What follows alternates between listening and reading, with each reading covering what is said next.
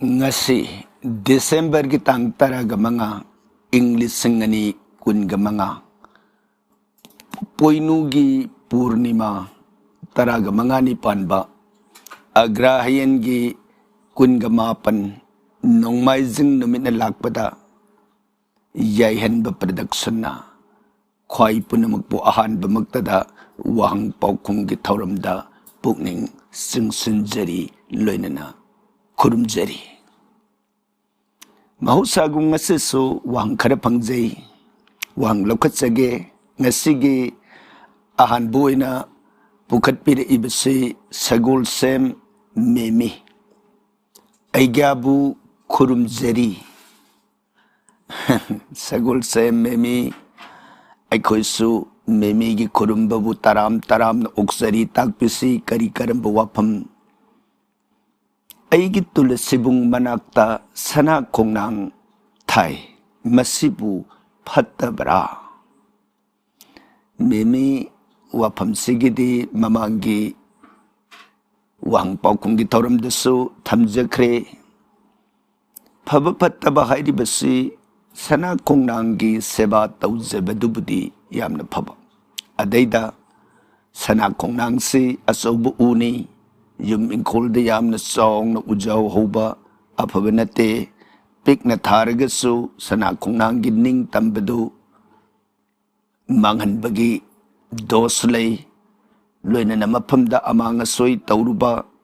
ang sing imong manung kanago maghangdaba natraga na hayeng udo na karasaw kulaba matamda mana masa kaktat pa asinasing bada dos lay ba na maram oidana yum da tabasi patte haina Veda sastra sing na tambiram ba wapam badu tamjabani sana kong nang taba patta bagi di nataba sana kong nang taba gidi pai paribadu da akoy na panjaki ba sing ado adu da hayeng dos oira agadi pananabat tau bray na hayraga dos langsin na ba oy na taragadi kanade dana madubuni akoina sana kong nang si yum da taba patte haina akoina tamjari basi tagasari wang bukat pirak pasigi damak sagul sem memigi may kaida tagasaba pongtoksari ngasigi ani subu ina bukat pirak ibasina Ranggodas Gurumayum ojabu kurumjari nungayjay Ranggodas Gurumayum ay koy gimay kay dagaso Ranggodas ki kurumbabu taram na uksari tagasari sari bahawana taujan biba oishenu loyna na nga sige ahum subada mo pukat pir ibasuna aribam Binarani Devi tagpisi Binarani Hare Krishna ayya kurumjari Hare Krishna aikoy may kay dagi kurum birak pa taram na uksari takpiyo kari karambawapam ujawari yam na nungayjay tagasari aikoy na taujari bahiram amada pungsan na tabiraga nungay hay na pongdog birak pa masigidamak aikoy may kay dagaso hay ningay laytana Binarani gimapamda tagasari isor na matam suppagiway na taujan biba oirasanu haidana Ramayan amadi Mahabharot ki may kaydagi Manggol Asirbat ado Binarani gidamak nijeri nga sige maris subada mo pukat pida ibasana takhelambam Saitavati takhelambam Saitavati na tagpidak libasi kurumjari tagasari ayabo kurum birak pataram na uksari ay koy may kay dagaso tagasaba pongtoksari sri bhawana amadi tamjari ba Mahabharot Ramayan gi Veda sastra singasana sayang takelambam Saitavati gi may kay da Manggol Asirbat pinabiba oishanu hayba Manggol Asirbat asimatang nijeri tagasari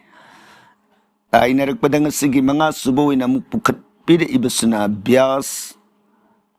Panda Mal बी ब्यास फंदामलबीना पुखत्पिरइबसना ओजा यारगदी सीबजी खुरुंबगी असेंब नुमित अमदी लाइसोल अमुक्ता ताकपिरउ थागसरी ब्यास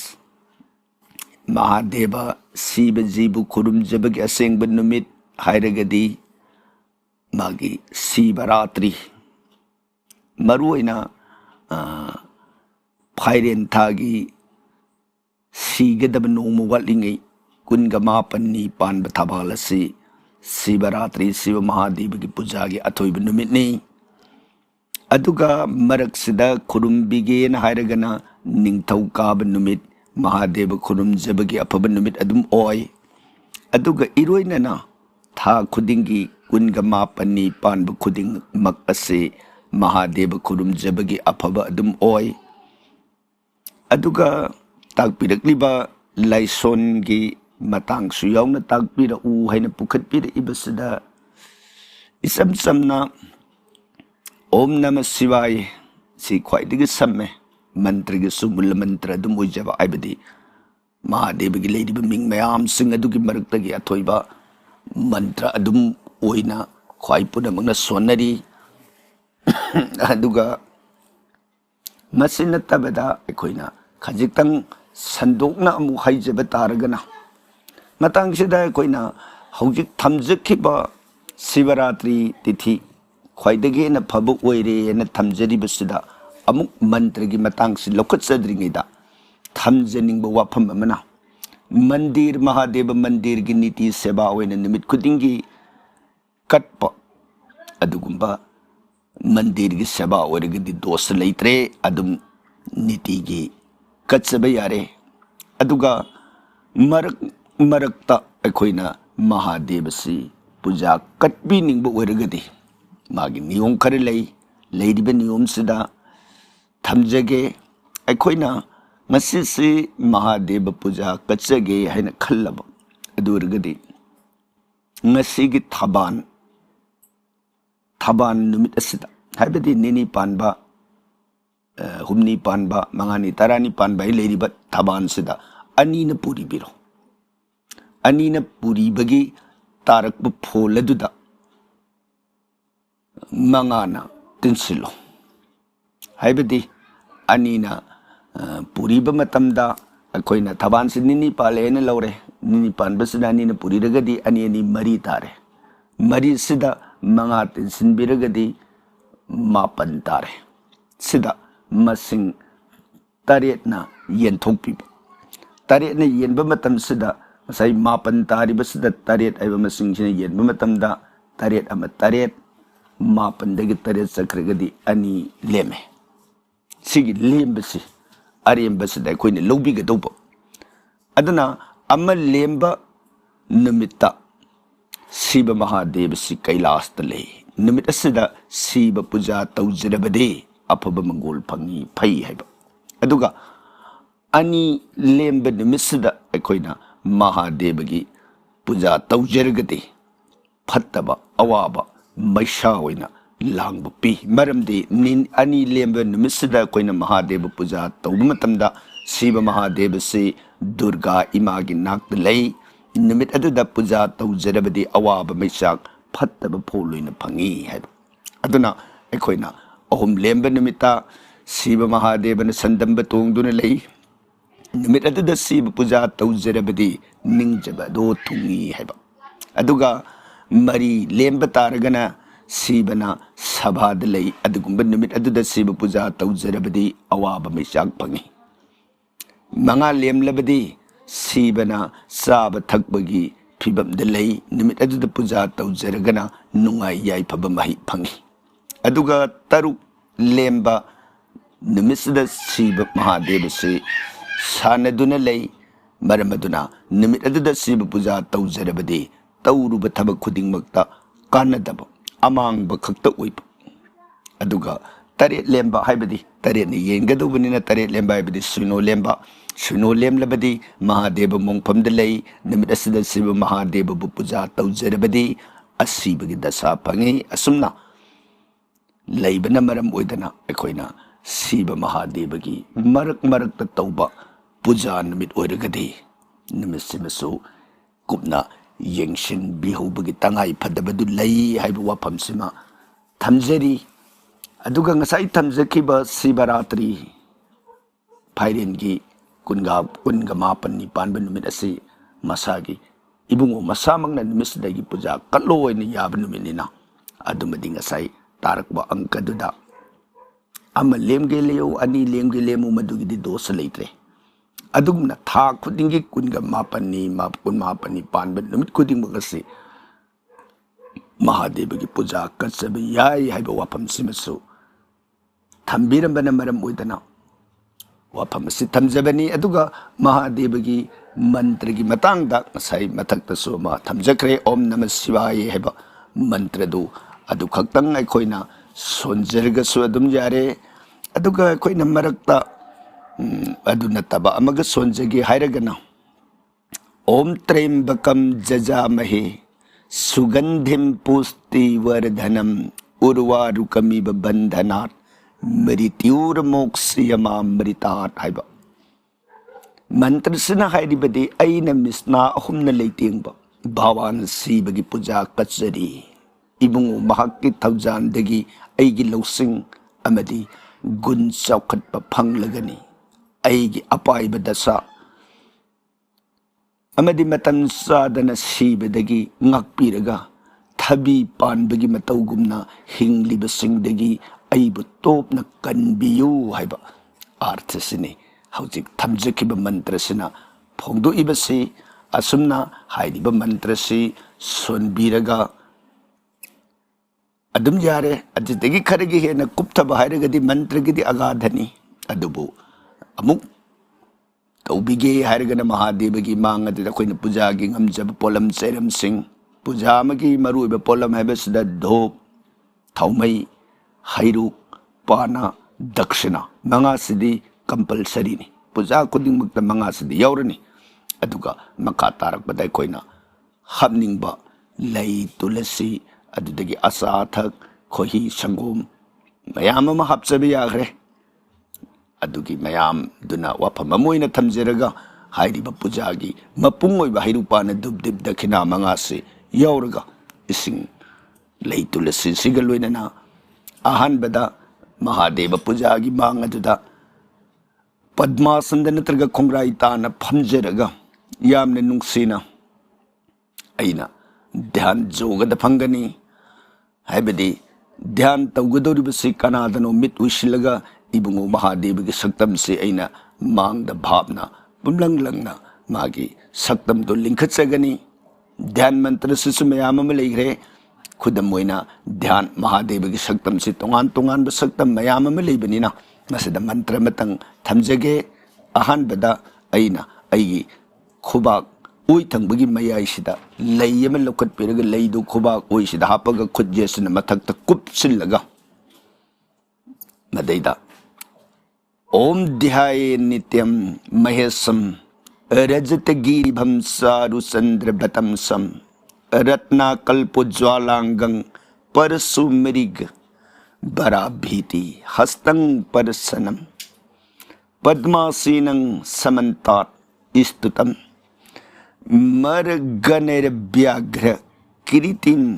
बासानं विश्वदं विश्वबीजं निखिल भयहरं पंचभक्त्रं त्रिनेत्रं हाइब मंत्रसना इबुंगोगी सक्तमसी ध्यान तौगनी मंत्रसना हाइरिबा अर्थदि करी हाइरिबगे हेबदा अथोइब सीब महादेवगी मफमदा अइगी पुकनिंग सिबु सेटना सिंगसनबियो इबुंगोगी रूपा मसु मालब हाइबदी अखोइना लुपा हाइनबदो लुपा मसुगा मानना ngौरबा निंगथिजरबा कोकथक्ता मसेट ओइबा थाजना लेतेंग बिबा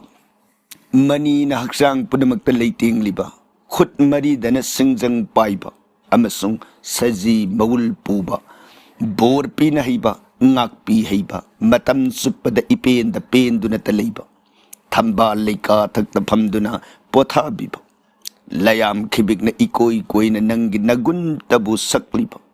ꯀꯩꯒꯤ ꯃꯋꯨꯜꯅ ꯐꯤꯖꯦꯠ ꯑꯣꯏꯕ ꯁꯪꯁꯥꯔꯁꯤꯗ ꯈ꯭ꯋꯥꯏꯗꯒꯤ ꯐꯕ ꯑꯣꯏꯕ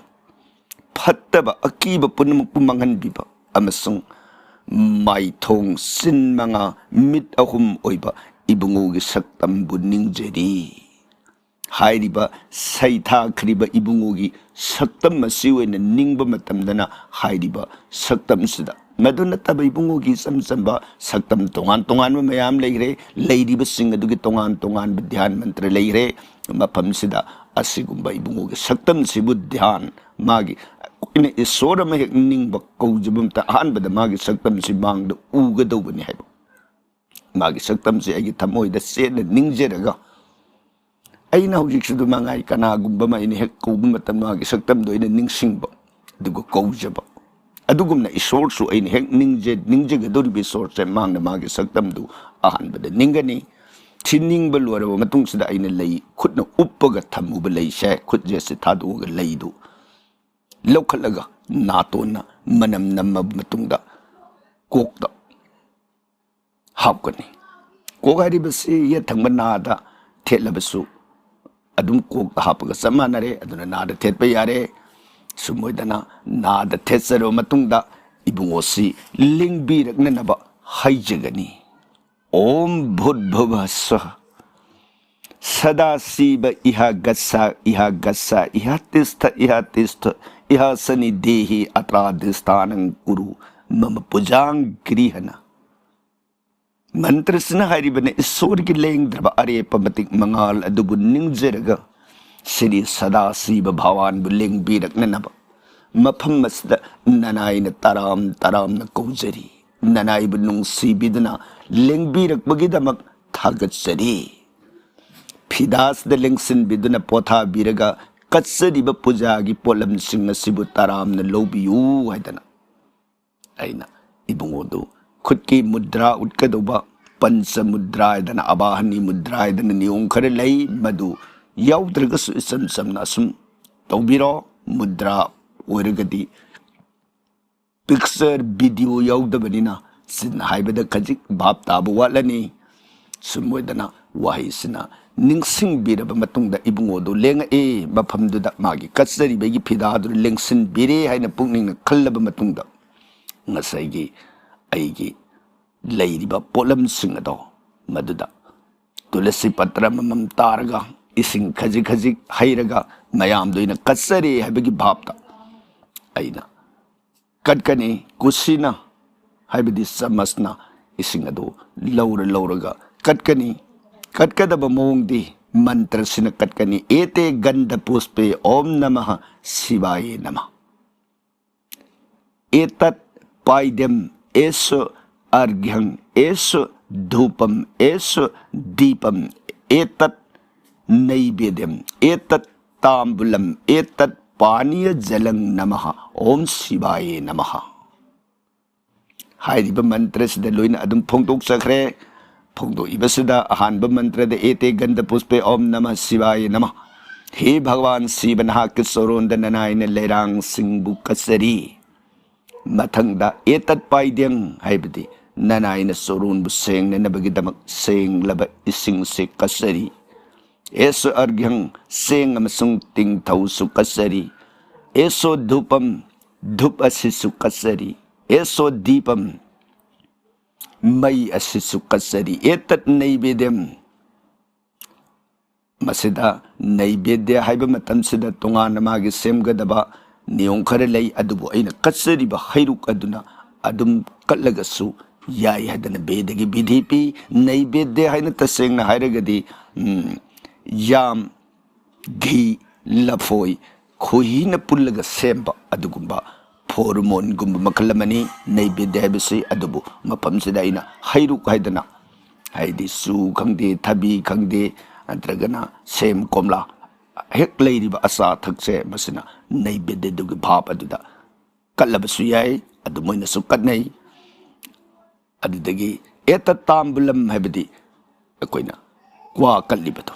क्वागा मनागा पुन्ना तांगा सेमदना कल्लिबा अदुबुनी अदुदगी एतत् पानीय जलम हाइबदी थकननबा अफबा इसिंग अदुबु कसरी लोइनना ओम शिवाय नमः भगवान शिवबु खुरुमजरी सुमोदना कलनी अदुदगी प्रणाम तौगनी खुदलोनदना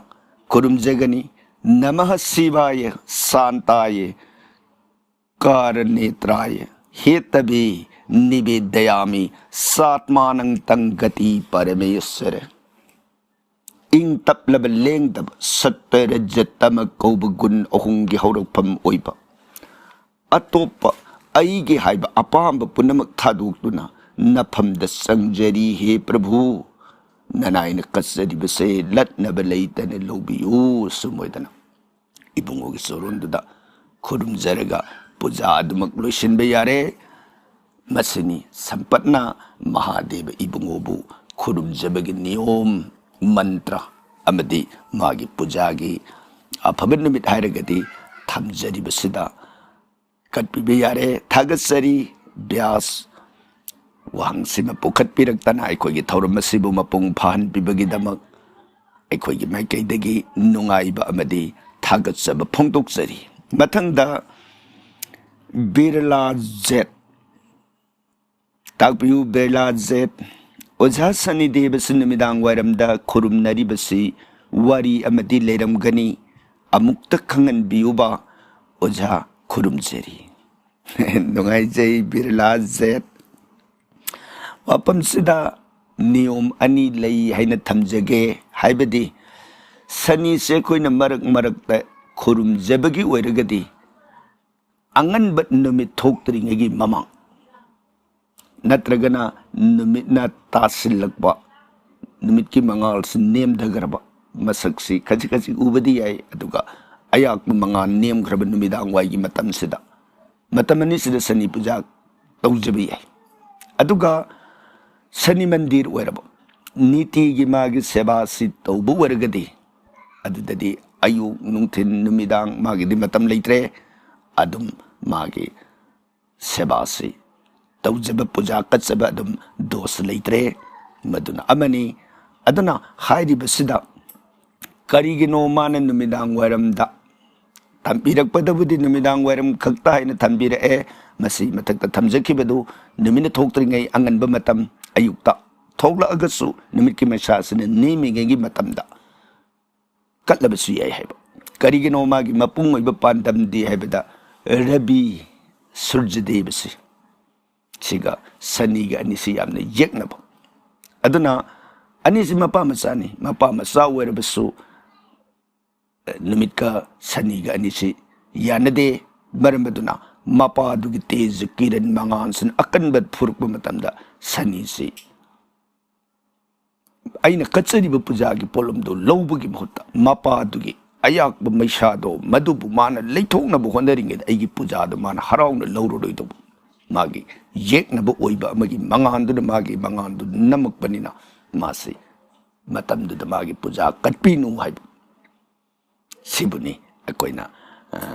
नसाइगी नुमिदांग वाइगी मतमदा खुरुमनरिबा करिगिनो हाइदना थम्बिरिबा बिरलास की वाफम से थमजरी नुंगाइजै वांग पुखटपिरक्तुना कोगी थौरम असिबु मपुंग फाहनबिबगिदमक अमुक्कसु हन्ना थागतजरी अदुगा ngasiगी तरेत सुबदा अमुक लौखतजरिबसिना अचौबा लोंगजम थैंक्स खुरुमजरी वेलकम अखोगी माइकैदगी अचौबा लोंगजमबु तराम तरामना ओक्जरी अखोइनसु अमुक हन्ना खुरुमजरी सरी भावाना अचौबा लोंगजम की माइकैदसु मंगोल आशीर्वाद पीननबा भावान के सोरोंदा थौनिजरी थागतजरी अदुगा ngasiगी निपान सुबदा पुखटपिरइबसिना बबिता देवी ताकपियु बबिता करी करम वाफम ओझा सना खोंनांग खुरुमबगी ताकपिरकबगी ओझाबु थागतजरी नुंगाइजै बबिता अखोइना थमजखिबा हिरम अमबु ताबिरबा मतुंगदा नुंगाइ हाइना ताकपिरकबसिगिदमक अखोइगी याइकैदगसु हाइनिंगाइ लेतना थागतजबा फोंदोकजरी अखोइना थमजरिबा तौजरिबा थौरम असि अखोइना पुनमक खंगे हइरे हाइदना तौजबा नसदे ओजासिंग अहल लमनसिंग अमदी लाइरिकना बेदना शास्त्रना थंबीरंबा थेंगनजरुबु वाफम अदु सुबनतगी पाउदम जब खक्तनी थागसरी अदुगा ओझा निंगथौकाबा थांगजेगी मनुंगदा ख्वाइदगी फबा सनी सना खोंनांग खुरुंबगी अमत्ता हाइबियो बबिता निमिसंगी सना खोंनांग खुरुंजबगी अफबा नुमित आयरगदी ngasai tongan tongan ba magi magi oi ba modni nongmaijing numit khak natana atai lehori ba numit sing asidi sana kongnang makongda puja katsaba khurumjaba adum phare aduga hairiba puja sida maruina thangje numita sana kongnangda puja katsabagi फरीब कानरीबसना करिनो हाइबदा थांजे निमिसदा पूजा कत्सब मतमदा सनी देवना पेनबीरे थौजानबीरे निमिसदा कोइना कटकदब नियम से थांजेगी समचन पूजा कलबसु याय खुरुमजेबे दुम कसु काइदे अदुबु थांजेदा खुरुमबिगे HYBE तारगदी खोंनांग मखोंसेदा इसिंग हाइरिब इसिंग असदा संगोम खरा थोइदिंग अमुब खरा हापगा HYBE अदुना थोइदोंना पेली HYBE मतमदुदा मखादा थमजरिब मंत्र से सोलगा हाइबिब ओम नमो भगवते वासुदेवाय हाइब मंत्र से सोलगा हाइबिरगदे सयंग सना खोंनांग हाइबसि कनानो श्री भगवान विष्णुनी परमेश्वर कृष्णनी मामा सामंगना सना खोंनांगी मसक ओइन हौरिबनी मरमदुना मागी नाम सिमा सोनजरगा पुजासिक इसिंग संगोम थोइदिंग अमुबसे हैजब मतमदा थोइदोंना भगवानदुना पेलबनिना सनीदो पेले अमरोमदा भगवानसु अइगी सेबाबु अइनसु मोइदना उपाल ओइना हौरगा लेरिब मतौसे खंगबीदना अइंगोंदा आई तबु तसेंग नुंगसीबदगी इफमदा पूजा कटपला एदना इबुंगोना थोइदुंगना मुकसु पेन अमरोमदा सनीना पेलिबना करीदा पेली न हाइबदा अथक्तसु ममांगी एपिसोड सिंगदसु तोंगान तोंगान थमजखरे अखोइनदी ग्रमापनसी तोंगान तोंगान बमोंगदा ख्वाइ पुनमंगना कीनै हाइनै ngangnei अदुबु ग्रमापनसी कनानो थमजखरे ग्रमापन से मतंग से समुक थमजरमगे ग्रमापन की हाल हनब सूर्यदेव नुमित रवि हैब ग्रसी बुंगोगी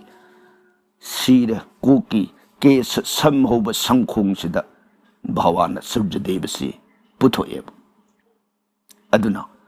सूर्यदेव कनानो इबुंगोगी सीर केस संखोंग अदुदगी खजिक हंथब उनसा मनुंगदा संगगा सरुसु यौद्रिंगै सेरक्सिदना चंद्रदेव था को बुलाई से पुथोए बुंगोना अदगी मंगोल ग्रहने इबुंगोगी मिटनी बुद्ध ग्रहने इबुंगोगी रिधिनी थमोइनी अदुगा बृहस्पति ने इबुंगोगी नाभिनी खोइदौनी अदुगा शुक्र ग्रहने इबुंगोगी बिज्जनी शनि ग्रहने इबुंगोगी गर्भ पुक्की अकोइबसिदा संदोक्तुना लई अदुगा राहु ग्रहण इबुंगोगी श्रीमुखनी सिन्नी अदुगा केतु ग्रहण इबुंगोगी मुखदगिन रिधि थमुई भौबगी लंबी सिदा सांगना संदोगा हंगलंदा चलगले अदुना ग्रहमापन मकनानो इबुंगो भगवान की अंशना पुथोकबा अंशन अदुम ओइजब अदुना ngसाइगी भगवान मसामंगना सना खोंनांग ओइना हौरब कांददा खोंनांगदुदा इना नुंगसीना पूजा कचरकबा खुरुमजरकबा मतमदा इबुंगोदुन पेलदी ग्रहमापन से ऑटोमेटिकली पेन गियब मसा ओइबनिना अदुना वाफम से मफम सिदा थमजबनी थागसरी अखोइना ngसाइगी मसिना अमु पूजा से इराई नमित कटपीगी हाइब तारगना शुक्राचार्य हाइबदी तेज शक्ति मंगाल लेननबगिदम कत्सबा निंथौकाब नुमित कटप तारगना शिव महादेव की थौजान फंगनब कत्सब लेबाक पोकपद कच्चब तारगना मंगल ग्रहण पेनबिननब सुमोइदना मागी तोंगान तोंगान मौंगसिंगदा लेग्रे अदुगा सगोनसेन निमित्त पूजा कटपगी इरोइनना मतंगसिदा वाफम मतंग थमजरम तारगना सगोनसेनदा अखोइना सना खोंगांगदु नुंसीना पूजा कच्चब याई अदुदगी हेन कानब मतंग हाइरगदी सगोनसेन निमित्सदा सना खोंगांगदु खुरुमजरगा इसिंग खैतंग हाइजरमगा मना म हेग पोराब पोरइब मना मथक अदुदा मंत्र मयक असि खोंथोक असि इबीबा हाइबदी ओम श्रीम हिरिम श्रीम नमः हाइब मयकसि इबीरब अदुगा मदो अखोइगी युंगी लक्ष्मी अखोइना नुंसीना खुरुमजरिबा पूजा कच्चरिब लक्ष्मी दो मागी मफमदुदा हाइरिब सना खोंगांग मथक्ता मयकसि इरब खोंगांग मनादो इबीमदे हेक्कटप मतमदा इबीमना मबुंगो योर माना इबीमना पामजरिसु कनानो मबुंगो दुनी मबुंगो मसामक्तुगी सेवादो फंगेन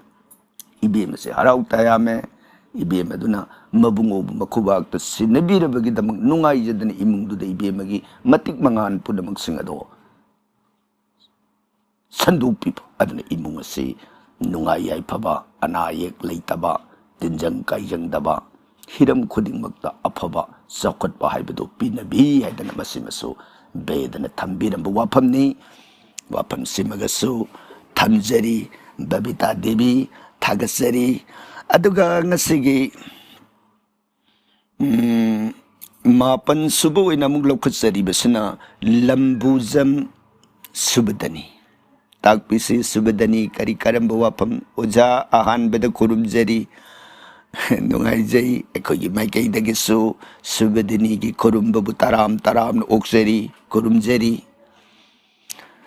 ओजा आइगी इंखोलदा संगबी लफुदा लफुगी मतोन अनि सुरे खंगदबने यानथलुरे मसिबु अकाइब लैबगे करी अकाइब लैबगे करी पूजा तौदोइनो ताकपिरमु सुबदनी वाफम सिगी ओइरगदी थोइदोंना सिंगनबिरुरनु ओइना सुमोइदना थमजगे हाइबदी अखोइना युम इंखोलदा अतोप अतोपा पांबी सिंगदा अनि लोंगकबा हाइबसिदा इपा इपु लाई ओइख्रबसिंगना येतपगी वाफम लै अदुबु लफु हाइब पांबी सिददी अदुमोइना लोंगकपसे इपा इपुने येतपगी खुदम मांगोंददी लैते मादी मंगल वृक्षनी मंगोनगी मसक ओइब पांबीनी महाक अदुमोइना लैबदुदी हाइरिबा पांबी अदुगी बहु मसा पुनमक अदु हिदाक कानै अफब मही फंगी मधु आयुर्वेदगी हिदाक लंथक साबदा मधुदा थोइदोक कानबा मसन मयाम अमा मंगुंद यौई अदुना अफब ओई हाइदना अदुबो हौजिक यानथलगा हुंदोखरबनिना वाफम सिगी दमक ओइरगदी थोइदोकना मागिदी दोस लेररोय खंगदबना हुंदोखरे हारबनिना अदुबु युमदुदा करिगुंबा अफबा मंगोल अमा पीगे हाइना लाअंबनी अदुबु यानथलुरे अदुना अखोइना समना युम इंखोल कोनबिरिबे सोरदा खंगदबदगी यानथचखरे मखाताना अफब मंगोन पीनबियु वाइदना सूर्यदेवदा इमुंगी ईश्वर सनामई लाइनिंग दौदा तोंगान तोंगान बा इन युमदुदा थाजन लाचरिबा ईश्वर सिंगी मफमदा अदुम नुंसीना खुरुमबियु मतुंगदा अफबा अदुगुंबदो मखाताना लांगननबा सुमोइदना थमजरगे थागसरी सुबदनी वांग पुखत पिरकपगिदमक नुंगाइजै मथंगदा ngasiगी तरा सुबु ओइना मुक लौखत्सरिबसिना शांति बला इरोम ताकपियु शांति बला करी करंबो अप खुरुमजरी हरे कृष्णा खुरुमब तरामना ओक्सरी हरे कृष्णा ताकपियु करी करंबो वाफम सना खोंनांग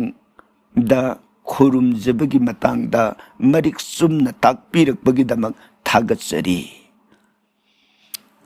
खुरुमजरी वजा ꯀꯔꯤ ꯄꯣꯠ ꯀꯠꯀꯅꯤ ꯍꯥꯏꯕꯒꯤ ꯃꯇꯥꯡꯗꯁꯨ ꯇꯥꯛꯄꯤꯔꯛꯎ꯫ ꯁꯥꯟꯇꯤꯕꯂꯥ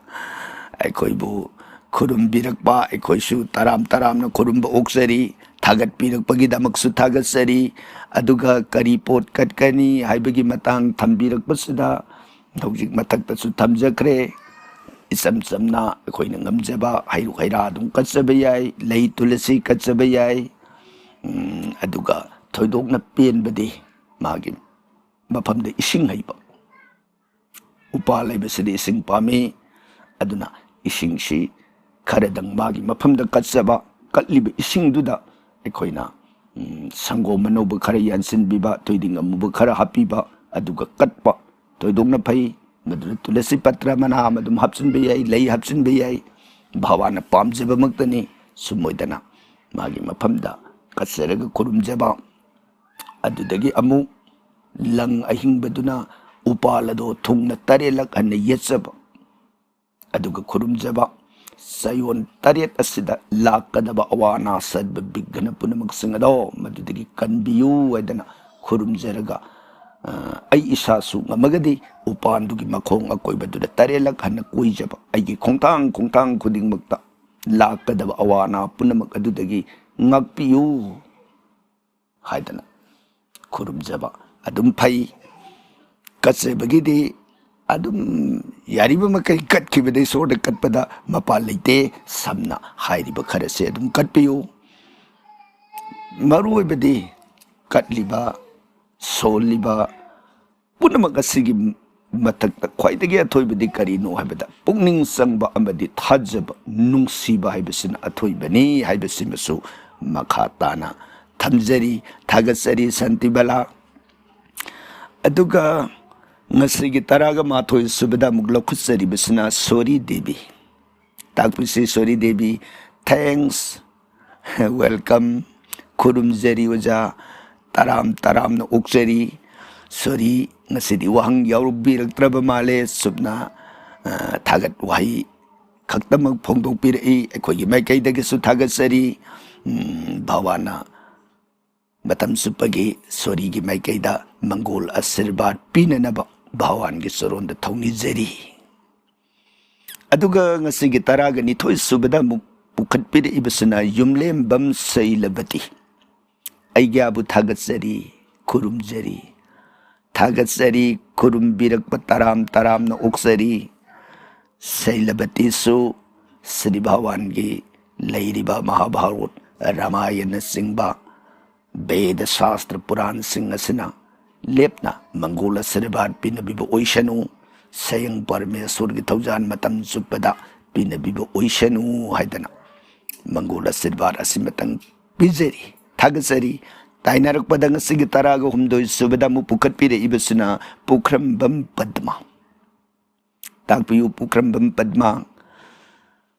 ꯃꯇꯝ ꯀꯨꯏꯅꯗꯒꯤ ꯁꯅꯥ ꯈꯣꯡꯅꯥꯡ ꯌꯨꯝꯗ ꯊꯥꯕ ꯌꯥꯗꯦ ꯍꯥꯏꯕ ꯇꯥꯖꯔꯤ,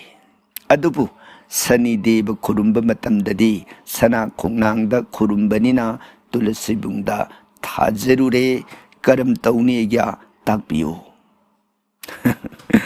ꯄꯗꯃ, ꯅꯨꯡꯉꯥꯏ꯫ ꯍꯣꯏ, ꯃꯗꯨꯒꯤꯗꯃꯛ ꯊꯣꯏꯗꯣꯛꯅ ꯋꯥꯕꯤꯔꯨꯅꯨꯅ ꯍꯥꯏꯖꯕꯗꯤ ꯈꯪꯗꯕꯗꯒꯤ ꯇꯧꯔꯨꯕꯅꯤ, ꯄꯥꯝꯖꯕꯗꯒꯤ ꯅꯨꯡꯁꯤꯖꯕꯒꯤꯁꯨ ꯇꯧꯔꯨꯕꯅꯤ꯫ ꯃꯥꯕꯨ ꯑꯩꯅ ꯁꯥꯟꯅꯒꯦ, ꯀꯛꯊꯠꯀꯦ, ꯃꯥꯡꯍꯟꯒꯦ ꯍꯥꯏꯕꯒꯤꯗꯃꯛꯇꯤ ꯅꯠꯇꯦꯗꯅ꯫ ꯑꯗꯨꯅ ꯑꯩꯈꯣꯏꯅ ꯃꯥꯕꯨ ꯍꯦꯟꯃꯟꯅ ꯅꯨꯡꯁꯤꯔꯨꯕꯗꯒꯤ ꯇꯨꯡꯗ ꯂꯥꯛꯀꯗꯕ ꯑꯐ ꯐꯠꯇꯗꯨ ꯈꯟꯊꯍꯧꯗꯕ, ꯈꯪꯍꯧꯗꯕ ꯍꯥꯏꯕꯗꯨꯅꯤ꯫ ꯍꯥꯏꯖꯕꯒꯤ ꯑꯔꯊꯗꯤ ꯁꯅꯥ ꯈꯣꯡꯅꯥꯡ ꯇꯨꯂꯁꯤꯕꯨꯡꯗ ꯊꯥꯔꯨꯔꯦ, ꯊꯥꯔꯨꯕꯗꯨ ꯑꯩꯅ ꯃꯥꯒꯤ ꯁꯦꯕꯥꯗ ꯀꯅꯥꯒꯨꯝꯕ ꯏꯆꯥ ꯏꯁꯨ ꯏꯃꯨꯡ ꯃꯅꯨꯡ ꯂꯩꯔꯤꯕꯁꯤꯡꯒꯤ ꯑꯃꯥꯡ ꯑꯁꯣꯏ ꯇꯧꯔꯨꯕ, ꯇꯝꯕ ꯉꯝꯗꯕ, ꯑꯗꯨꯗꯒꯤ ꯑꯩꯅ ꯎꯗꯨꯗ ꯍꯌꯦꯡ ꯃꯁꯥ ꯀꯛꯎꯕ, ꯅꯠꯇ꯭ꯔꯒꯅ ꯄꯥꯝꯕꯤꯗꯨ ꯄꯤꯛꯅ ꯒꯝꯂꯥꯒꯨꯝꯕ ꯊꯥꯖꯤꯟꯕꯗꯒꯤ ꯃꯗꯨꯅ ꯆꯥꯎꯈꯠꯄ ꯉꯝꯗꯕꯒꯤ ꯃꯉꯣꯟꯗ ꯑꯩꯅ ꯃꯥꯒꯤ ꯎꯄꯥꯟꯕꯤꯗꯨꯒꯤ ꯅꯤꯡꯇꯝꯕ ꯃꯥꯡꯍꯜꯂꯨꯕ, ꯃꯌꯥꯝ ꯑꯗꯨꯒꯤ ꯅꯨꯡꯉꯥꯏꯔꯛꯇꯕꯒꯤꯗꯃꯛ ꯑꯣꯏꯔꯒꯗꯤ ꯃꯗꯨ ꯁꯨꯝꯗꯧꯕꯤꯔꯣ꯫ ꯍꯥꯏꯗꯤ ꯃꯥꯁꯤ ꯅꯣꯡꯃꯥꯏꯖꯤꯡ ꯅꯨꯃꯤꯠꯇ, ꯉꯁꯥꯏ ꯃꯥꯕꯨ ꯄꯨꯖꯥ ꯀꯠꯂꯣꯏꯗꯧꯕ ꯅꯨꯃꯤꯠ, ꯅꯣꯡꯃꯥꯏꯖꯤꯡ ꯅꯨꯃꯤꯠꯇꯗꯤ ꯁꯅꯥ ꯈꯣꯡꯅꯥꯡ ꯄꯨꯖꯥ ꯀꯠꯄ ꯐꯠꯇꯦ, aduna numaijing namit amada magi makhong aduda sampra amane gun maris maru taret katlaba aduga makhong aduda isingsi khara haibiraba aduga mantra simatang sunbiro ayuha prajam dhanam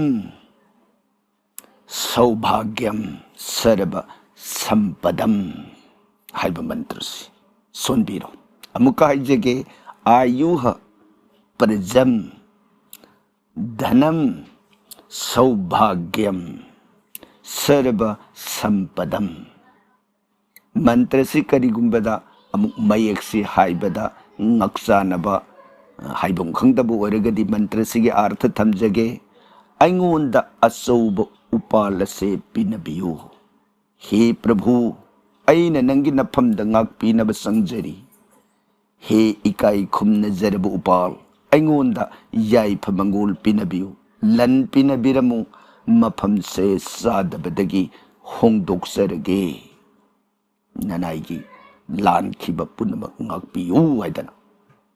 haijaraga masi maru mara talhandana ahanbada samprama gunmarus maru taret isinga lunena magi makhongsida hairaga katkani katlaba matungduda mantra si solani sonbaluro matungsida masi maru mara talhandana phukba gamla gumda thabo oragana gamla duga punna pubiro aduga hauba yaba mafamda aibadi lamhangda khudong sabu mafam amada puraga ina mabu thabirugadubu mabu hundupadi yade adana madu ngasi makhaidagi mafam asida lengdana hobiro khoi punamaki mangon pinabiro haidan madu mafam aduda thabiruraga lore aduragadi aingonda mabu seba torubagi mabu yantat khotat pagi dosam te leroi pujagi mahi supangani dosasu leroi asimoidana hairiba niyom sida sana khongnang hairiba niyom sida karigumba yange haragasu niyom sida yangani aduga mafam hongdoke phuktoke haragasu niyom sida koina phuktokba hongdokba adum tawbibe yare masai bedana thambiramba wafam amani haidana thamjari aduga ngasigi taraga mari subada pukhatpir ibasuna Bikram Kumar Moirangthem khurumjari khurumbirak pataramna oksari Bikram Hare Krishna ojabu hanna hanna khurumjari aikogi maikaidagesu Hare Krishna khurumbirak pataramna oksari ojagi channel thengna jarubadagi pam yamna pam jana yamna nungai jaba haibado oi jabadagi ojagi blog khuding yengjeri aduboja ojadagi khangjani ba matang mi amagi janma kostida lan paisa sangba sanglakadaba maikaidu asini haibasi karamna khangani masigi blog amatang phajana semlaga thagat pira o haiduna ojada hanna hanna khurumjari nungai jai Bikram Kumar Moirangthem yamna phajaba wafam ama takpirai wafam asigi matangda aikoigi maikaidagi thamjage mioi baibasi aikoi aina tawjarakiba karmagi mahi habisi jibana phangi maramaduna aina mamangi mapokta tauruba karmagi mahi aduna ningasi akoina lairaba ina kunba awaba nungaiba makhan kayagi taibang pansida hingliba miyoibagi mapoksida khenariba mayamsi aduna akoina aise hingningi haidanasu aina oiningi haidanasu aigi laibakna tamba hairibasi asibu kawi aina mamangi mapokta migi mapon machay mayam huraluraba migi maran mangaluraba aduragadi aigi hadaki mapoksida aina tawgiba karmadugi mahiduna ai awaba lairaba punsi marelama soidana phangi aduna maram oidunani akoina khudingmak sapmanana ꯃꯍꯩ ꯇꯝꯃꯤꯟꯅꯔꯛꯄꯗ ꯑꯉꯥꯡ ꯑꯃꯅ ꯑꯐꯕ ꯁꯥꯇ꯭ꯔ ꯑꯣꯏꯈꯤ, ꯑꯉꯥꯡ ꯑꯃꯅ ꯐꯠꯇꯕ ꯈꯪꯗꯕ ꯑꯄꯪꯕ ꯑꯉꯥꯡ ꯑꯣꯏꯔꯒ ꯂꯩꯍꯧꯏ꯫ ꯆꯞ ꯆꯞ ꯃꯥꯟꯅꯅ ꯍꯤꯡꯃꯤꯟꯅꯔꯛꯄ ꯁꯨꯃꯤꯟꯅꯔꯛꯄ ꯄꯨꯟꯁꯤ ꯃꯔꯦꯟꯗ ꯀꯅꯥꯅ ꯅꯨꯡꯉꯥꯏ ꯌꯥꯏꯐꯕ ꯑꯣꯏꯈꯤ, ꯀꯅꯥꯅ ꯂꯥꯏꯔꯕ ꯑꯅꯪꯕ ꯄꯨꯟꯁꯤ ꯃꯔꯦꯟ ꯑꯣꯏꯍꯧꯏ, ꯀꯅꯥꯅ ꯃꯁꯛ ꯐꯖꯅ ꯄꯣꯛꯂꯛꯏ, ꯀꯅꯥꯅ ꯂꯥꯏꯔꯕ ꯃꯁꯛ ꯐꯖꯗꯕ, ꯈꯦꯠꯅꯔꯤꯕ ꯃꯌꯥꯝꯁꯤꯡ ꯑꯁꯦ ꯃꯥꯒꯤ ꯃꯥꯒꯤ ꯑꯗꯨꯒꯨꯝꯕ ꯈꯣꯡꯐꯝ ꯑꯗꯨꯅ ꯑꯣꯏꯔꯛꯈꯤꯕꯅꯤ ꯍꯥꯏꯕꯁꯤꯃꯗꯤ ꯑꯩꯈꯣꯏ ꯄꯨꯟꯅ ꯈꯪꯃꯤꯟꯅꯩ꯫ ꯑꯗꯨꯕꯨ ꯍꯦꯛ ꯀꯥꯎꯏ ꯖꯒꯠꯁꯤ ꯍꯧꯖꯤꯛꯁꯤꯗ ꯀꯨꯁꯇꯤꯗ ꯍꯥꯏꯔꯤꯕꯁꯤ ꯃꯄꯨꯡ ꯑꯣꯏꯅ ꯃꯥꯒꯤ ꯌꯦꯡꯒꯗꯕꯗꯤ ꯀꯔꯤꯅꯣꯅ ꯍꯥꯏꯕꯗ ꯂꯒꯅ ꯃꯃꯥꯡꯗ ꯊꯝꯖꯈ꯭ꯔꯦ, ꯃꯤꯁꯤꯅ ꯄꯣꯛꯄ ꯃꯇꯝꯒꯤ ꯆꯞ ꯆꯥꯕ ꯑꯦꯀꯨꯔꯦꯠ ꯑꯋꯥꯔ ꯑꯗꯨꯕꯨꯅꯤ꯫ ꯍꯥꯏꯔꯤꯕ ꯄꯨꯡꯐꯝ ꯑꯁꯤꯗ ꯃꯥꯁꯤ ꯀꯔꯝꯕ ꯔꯥꯁꯤꯒꯤ ꯃꯅꯨꯡꯗ ꯃꯥꯒꯤ ꯂꯒꯟ ꯑꯁꯤ ꯑꯣꯏꯈꯤꯕꯒꯦ ꯍꯥꯏꯕꯁꯤꯅꯤ ꯂꯒꯟ ꯄꯨꯊꯣꯛꯏꯕꯁꯦ꯫ ꯍꯥꯏꯔꯤꯕ ꯂꯒꯟ ꯑꯁꯤ ꯄꯨꯊꯣꯛꯑꯕ ꯃꯇꯨꯡꯗ ꯂꯒꯟ ꯑꯁꯤꯗꯒꯤ 10ꯁꯨꯕ ꯌꯨꯝ, 10ꯁꯨꯕ ꯌꯨꯝ ꯑꯁꯤ ꯃꯥꯒꯤ ꯄꯨꯟꯁꯤꯒꯤ ꯁꯤꯟꯐꯝ ꯂꯟ ꯐꯪꯅꯅꯕꯒꯤ ꯃꯔꯝ ꯑꯃꯅꯤ꯫ 2ꯁꯨꯕ ꯌꯨꯝ, 2ꯁꯨꯕ ꯌꯨꯝ ꯑꯁꯤꯁꯨ ꯃꯥꯒꯤ ꯂꯟ ꯐꯪꯅꯅꯕ ꯌꯨꯝ ꯑꯃꯅꯤ꯫ ꯑꯗꯨꯒ 11ꯁꯨꯕ ꯌꯨꯝ, ꯃꯁꯤꯁꯨ ꯃꯥꯒꯤ ꯂꯟ ꯐꯪꯒꯗꯕ ꯌꯨꯝ ꯑꯃꯅꯤ꯫ ꯍꯥꯏꯔꯤꯕ ꯃꯐꯝ ꯑꯍꯨꯝꯁꯤꯗ ꯂꯟꯒꯤ ꯕꯤꯆꯥꯔꯁꯤ ꯇꯧꯏ꯫ ꯑꯩꯁꯤ ꯀꯔꯤ ꯇꯧꯔꯒ ꯀꯃꯥꯏꯅ ꯇꯧꯔꯒ ꯑꯩꯒꯤ ꯂꯟ ꯂꯥꯛꯀꯗꯒꯦ ꯍꯥꯏꯕꯁꯤ ꯇꯧꯔꯛꯄ ꯃꯇꯝꯗ 9ꯁꯨꯕ ꯌꯨꯝ ꯑꯁꯤꯅ ꯃꯥꯒꯤ ꯚꯥꯏꯒ꯭ꯌ ꯃꯔꯥꯏꯕꯛ ꯍꯥꯏꯕꯗꯨ ꯕꯤꯆꯥꯔ ꯇꯧꯏ꯫ ꯂꯟꯗꯤ ꯌꯥꯝ ꯐꯪꯉꯣꯏꯅ ꯄꯤꯔꯕ ꯃꯤꯁꯦ, ꯍꯥꯏꯕꯗꯤ 2ꯁꯨꯕ ꯌꯨꯝꯗꯁꯨ ꯆꯨꯝꯅ ꯂꯩꯔꯕ, 10ꯁꯨꯕ ꯌꯨꯝꯗꯁꯨ ꯆꯨꯝꯅ ꯂꯩꯔꯕ, 11ꯁꯨ ꯐꯔꯕ, ꯃꯥꯒꯤ ꯃꯔꯥꯏꯕꯛꯇꯗꯤ ꯅꯪꯁꯦ ꯇꯧꯔꯨ ꯇꯧꯔꯨ ꯈꯨꯗꯤꯡꯃꯛꯇ ꯅꯪꯁꯦ ꯑꯃꯥꯡꯕꯗ ꯑꯣꯏꯌꯨ ꯍꯥꯏꯅ ꯇꯝꯈ꯭ꯔꯕ, ꯑꯗꯨ ꯑꯣꯏꯔꯒꯗꯤ ꯃꯥꯅ ꯂꯟꯁꯤ ꯐꯪꯒꯗꯕ ꯃꯔꯝ ꯄꯨꯝꯅꯃꯛꯁꯦ ꯃꯔꯥꯏꯕꯛꯇꯨꯅ ꯄꯨꯗꯅ ꯐꯪꯅꯅꯕꯗꯤ ꯃꯃꯤꯗꯤ ꯎꯔꯝꯕ, ꯑꯗꯨꯝ ꯃꯥꯡꯈꯤꯕ, ꯄꯤꯒꯦ ꯍꯥꯏꯅ ꯂꯥꯛꯑꯝꯕ ꯃꯤꯗꯨꯁꯨ ꯍꯦꯛꯇ ꯃꯥꯡꯈꯤꯕ, ꯐꯪꯗꯤ ꯐꯪꯉꯒꯁꯨ ꯑꯩꯉꯣꯟꯗ ꯀꯔꯤꯒꯨꯝꯕꯗ ꯑꯅꯥꯕ ꯈꯪꯗꯦ, ꯑꯌꯦꯛꯄ ꯈꯪꯗꯦ, ꯀꯔꯤꯒꯨꯝꯕ ꯗꯨꯛꯈ ꯑꯋꯥꯕ ꯃꯑꯣꯡ ꯅꯠꯇ꯭ꯔꯒ ꯃꯑꯣꯡ ꯑꯃꯗ ꯂꯟꯗꯨ ꯍꯦꯛꯇ ꯆꯠꯈꯤꯕ꯫ ꯑꯗꯨꯗꯒꯤ ꯃꯥꯒꯤ ꯄꯨꯟꯁꯤꯗ ꯑꯁꯤꯒꯨꯝꯕ ꯑꯋꯥ ꯑꯅꯥ ꯄꯨꯟꯁꯤ ꯃꯔꯦꯜ ꯑꯁꯤ ꯍꯦꯛ ꯐꯪꯍꯧꯕ꯫ ꯑꯗꯨꯅ ꯏꯍꯥꯟ ꯍꯥꯟꯕꯗ ꯑꯩꯈꯣꯏꯅ ꯕꯤꯆꯥꯔ ꯇꯧꯒꯗꯕꯁꯤ ꯂꯒꯅꯗꯒꯤꯅꯤ꯫ ꯂꯒꯅꯁꯤꯗ ꯑꯃꯨꯛ ꯃꯥꯒꯤ ꯂꯩꯔꯤꯕ ꯄꯣꯠꯁꯤꯗꯒꯤ ꯑꯃꯨꯛ ꯐꯔꯛ ꯇꯥꯈꯤꯕ ꯃꯤꯁꯨ ꯌꯥꯎꯏ꯫ ꯃꯇꯝꯗꯨꯗ ꯃꯥꯒꯤ ꯔꯥꯁꯤꯗꯒꯤ ꯃꯥꯁꯤ ꯀꯔꯤ ꯔꯥꯁꯤ ꯑꯣꯏ, ꯂꯒꯅꯒꯤ ꯂꯩꯔꯤꯕ ꯔꯥꯁꯤ ꯍꯥꯏꯕꯅ ꯑꯃꯅꯤ, ꯑꯗꯨꯒ ꯃꯥꯒꯤ ꯖꯟꯃ ꯔꯥꯁꯤ ꯍꯥꯏꯕꯗꯨꯅ ꯑꯃꯅꯤ꯫ ꯑꯗꯨ ꯖꯟꯃ ꯔꯥꯁꯤꯁꯤ ꯀꯗꯥꯏꯗ ꯂꯩ? ꯇꯧꯕꯗꯤ ꯂꯒꯅꯒ ꯔꯥꯁꯤꯒ ꯄꯨꯟꯕ ꯃꯤꯁꯨ ꯑꯗꯨꯝ ꯂꯩ, ꯑꯗꯨꯒ ꯇꯣꯉꯥꯟ ꯇꯣꯉꯥꯟ ꯂꯩꯕꯁꯨ ꯂꯩ꯫ ꯑꯗꯨ ꯑꯣꯏꯔꯒꯗꯤ ꯉꯁꯥꯏ ꯆꯟꯗ꯭ꯔ ꯍꯥꯏꯗꯅ ꯃꯥꯒꯤ ꯔꯥꯁꯤꯅ ꯂꯩꯔꯤꯕ ꯃꯐꯝꯁꯤꯗꯒꯤ 10ꯁꯨꯕ ꯌꯨꯝ ꯑꯗꯨꯗ ꯑꯃꯨꯛ ꯕꯤꯆꯥꯔ ꯇꯧꯅꯤ꯫ ꯑꯗꯨꯅ ꯀꯃꯥꯏꯅ ꯇꯧꯔꯒ ꯃꯥꯁꯤ ꯀꯔꯝꯕ ꯄꯨꯟꯁꯤ ꯃꯔꯦꯜ ꯑꯃ ꯑꯣꯏꯒꯗꯒꯦ ꯍꯥꯏꯕꯁꯤ ꯌꯦꯡꯉꯛꯄ꯫ ꯑꯗꯨꯗ ꯉꯁꯥꯏ ꯑꯍꯧꯕꯗ ꯀꯨꯁꯇꯤꯁꯤꯅ ꯍꯦꯛ ꯌꯦꯡꯕ ꯍꯧꯕꯗ ꯃꯥꯒꯤ ꯒ꯭ꯔꯃꯥꯄꯟꯁꯤꯒꯤ ꯃꯅꯨꯡꯗ ꯃꯥꯒꯤ ꯑꯥꯠꯃꯥ ꯀꯥꯔꯛ ꯍꯥꯏꯗꯅ ꯃꯥꯒꯤ ꯊꯋꯥꯏꯒꯤ ꯃꯄꯨꯗꯣ, ꯊꯋꯥꯏꯒꯤ ꯃꯄꯨꯁꯤ ꯀꯅꯥꯅ ꯑꯣꯏ? ꯒ꯭ꯔꯃꯥꯄꯟꯁꯤꯒꯤ ꯃꯅꯨꯡꯗ ꯃꯥꯁꯦ ꯔꯕꯤꯅ ꯊꯋꯥꯏꯒꯤ ꯃꯄꯨ ꯑꯣꯏꯕ꯭ꯔꯥ, ꯆꯟꯗ꯭ꯔꯅ ꯑꯣꯏꯕ꯭ꯔꯥ, ꯃꯪꯒꯣꯜꯅ ꯑꯣꯏꯕ꯭ꯔꯥ, ꯁꯨꯃꯥꯏꯅ ꯌꯦꯡꯕ ꯃꯇꯝꯁꯤꯗ ꯃꯥꯒꯤ ꯊꯋꯥꯏꯒꯤ ꯃꯄꯨ ꯑꯣꯏꯔꯤꯕꯗꯣ ꯃꯗꯨ ꯑꯩꯒ ꯍꯦꯛ ꯌꯦꯛꯅꯔꯝꯃꯕ, ꯑꯩꯒꯤ ꯂꯒꯟ ꯑꯗꯨꯒ ꯑꯩꯒꯤ ꯔꯥꯁꯤꯗꯨꯒ ꯃꯄꯨꯁꯤ ꯕ꯭ꯔꯤꯍꯁꯄꯇꯤꯅ ꯑꯣꯏꯔꯦ ꯍꯥꯏꯅ ꯂꯧꯔꯁꯤ꯫ ꯕ꯭ꯔꯤꯍꯁꯄꯇꯤ ꯁꯒꯣꯜꯁꯦꯟ ꯀꯧꯕ ꯒꯨꯔꯨꯁꯦ ꯄꯨꯝꯅꯃꯛꯀꯤ ꯐꯅꯅꯕꯗ ꯇꯧꯕ ꯑꯗꯨꯒꯨꯝꯕ ꯒ꯭ꯔꯍ ꯑꯃꯅꯤ꯫ ꯑꯗꯨ ꯑꯩꯒꯤ ꯑꯣꯏꯅꯗꯤ ꯑꯩꯒꯤ ꯂꯒꯟꯗꯨꯒꯤ ꯌꯦꯛꯅꯕ ꯑꯣꯏꯔꯝꯃꯕ, ꯑꯗꯨ ꯑꯣꯏꯔꯒꯗꯤ ꯑꯩꯁꯦ ꯈꯣꯡꯐꯝ ꯈꯨꯗꯤꯡꯃꯛꯇ ꯍꯣꯔꯠꯅꯕ ꯄꯥꯡꯗꯕ ꯍꯥꯏꯕꯗꯨ ꯍꯦꯛꯇ ꯑꯣꯏꯔꯅꯦꯕ꯫ ꯑꯗꯨꯗꯒꯤ ꯑꯃꯨꯛ ꯃꯗꯨ ꯑꯩꯒꯤ ꯌꯦꯛꯅꯕ ꯑꯃꯨꯛ ꯑꯣꯏꯔꯝꯗ꯭ꯔꯦꯅ ꯂꯧꯔꯁꯤ꯫ ꯇꯥꯏꯅꯔꯛꯄꯗ ꯃꯥꯒꯤ ꯑꯃ꯭ꯌꯥꯇ꯭ꯌ ꯀꯥꯔꯛ ꯍꯥꯏꯗꯅ ꯃꯥꯒꯤ ꯉꯁꯥꯏ ꯑꯃꯗꯨꯅ ꯊꯋꯥꯏꯒꯤ ꯃꯄꯨꯅꯤ, ꯑꯃꯁꯤꯅ ꯑꯩꯒꯤ ꯄꯨꯟꯁꯤꯒꯤ ꯀꯦꯔꯤꯌꯔ, ꯑꯩꯒꯤ ꯄꯨꯟꯁꯤꯒꯤ ꯍꯤꯡꯅꯅꯕꯒꯤ ꯂꯟ ꯇꯥꯟꯅꯅꯕꯒꯤ ꯑꯩꯒꯤ ꯀꯦꯔꯤꯌꯔ ꯃꯄꯨꯁꯤ ꯀꯅꯥꯅ ꯑꯣꯏ ꯌꯦꯡꯕ ꯃꯇꯝꯗ ꯀꯦꯔꯤꯌꯔ ꯃꯄꯨꯁꯤ ꯁꯅꯤꯅ ꯑꯣꯏꯔꯝꯃꯕ, ꯑꯗꯨ ꯑꯣꯏꯔꯗꯤ ꯉꯁꯥꯏꯒꯤ ꯁꯅꯤꯒ ꯕ꯭ꯔꯤꯍꯁꯄꯇꯤꯒ ꯑꯅꯤꯁꯤ ꯌꯦꯛꯅꯩꯌꯦꯕ꯫ ꯃꯣꯏꯅꯤ ꯌꯦꯛꯅꯕꯅꯤꯅ ꯑꯩꯅ ꯋꯥꯈꯜ ꯑꯃ ꯈꯟꯕ, ꯇꯧꯊꯣꯛꯂꯛꯄꯅ ꯑꯃ ꯍꯦꯛ ꯇꯧꯈꯤꯕ,